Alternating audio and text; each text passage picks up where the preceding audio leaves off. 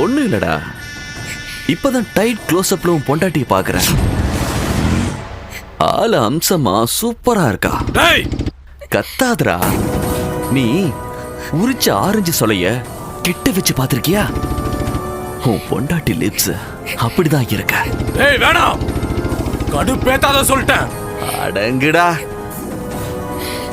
உன் வெறி என்ன பண்ணும்? நான் நினைச்சா இப்ப உன் பொண்டாட்டி அலற வைக்க முடியும். அதுக்கு கத்தியும் யூஸ் பண்ணலாம், முத்தத்தையும் யூஸ் பண்ணலாம். பாக்குறியா?